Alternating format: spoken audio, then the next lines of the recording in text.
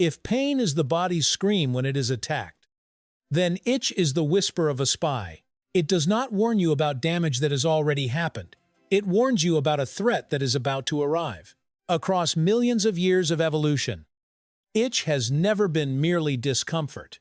It is the survival mechanism of a fragile creature in the deep forest, where every mosquito, every fungal spore, every tiny bite could carry death. Before antibiotics or vaccines existed, skin was the only front line, and itch was the alarm siren of that front line. Every scratch was an instinctive counterstrike, a microscopic military action meant to sweep away danger before it crosses into the territory within. But when humanity entered the sanitized world of modern cities, this evolutionary radar stopped knowing what was real and what was false.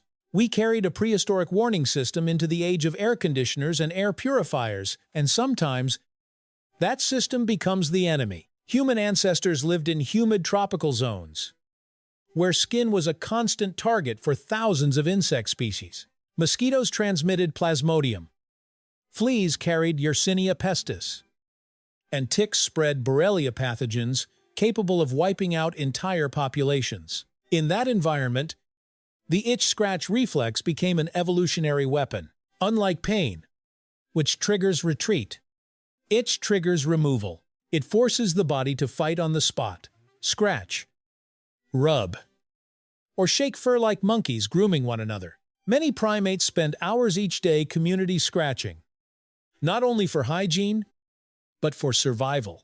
Evolutionary neuroscience suggests that brain regions involved in processing itch, including the secondary somatosensory cortex, appear in most fur-bearing animals. That is proof itch is not a side sensation.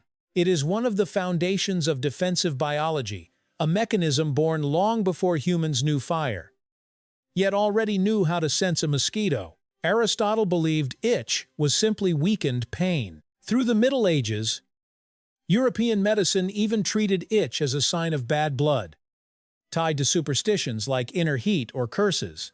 During the Renaissance, anatomical drawings glorified muscles and blood vessels, while the sensory nervous system remained neglected. Even into the 19th century, doctors still thought itch was incomplete pain. That bias caused millions of patients with chronic itch eczema, psoriasis, liver disease to be dismissed as if they were imagining it. Only in the late 20th century, when neuroimaging technologies such as functional MRI emerged, did neuroscientists begin to notice that the brain areas activated by itch are distinct from those activated by pain. Then a 2007 experiment at the University of Washington confirmed the existence of GRPR neurons that transmit itch, specifically a private line running from skin through the spinal cord to the brain. It turned out that more than 2,000 years of misunderstanding existed simply because humanity lacked the tools to see deeper. Itch is not a minor glitch in sensation. It is an independent neural language. Scratching looks simple, but it is a masterpiece of mechanics. Fingernails hardened, keratin structures act like tools that plow the surface of the epidermis. The friction of scratching generates mechanical waves that activate nociceptors' pain receptors, temporarily overriding itch signals in the spinal cord.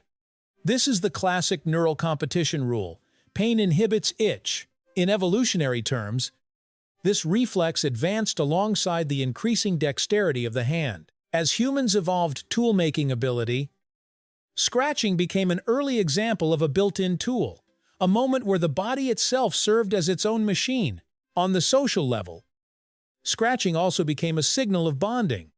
Monkeys groom one another not only to clean, but to reinforce hierarchy and cohesion. Humans do something similar. We learn safe touch through gentle scratching, back rubs, soothing strokes, forms of sensory communication rooted in the ancient instinct to protect the skin's surface. Today, most of us live indoors, rarely facing real parasites. But the sensory nervous system, fine-tuned for jungles, cannot update itself. It reacts to wool, dry skin, fine dust, as if they were biological threats. Itch receptors still fire even when there is no true enemy, creating false alarms. This phenomenon is called evolutionary mismatch, an evolutionary phase shift. The body's security system becomes too sensitive in a world that has changed. The result is that modern humans become victims of the very radar that once saved their ancestors. Itch is therefore a legacy that is both honorable and annoying, a warning program written for an earlier age. And every time you raise your hand to scratch, you are activating an ancient algorithm coded back when humans still slept in caves and heard mosquitoes whining beyond the darkness. The history of itch is the history of biological vigilance, from primate troops in the forest to urban humanity.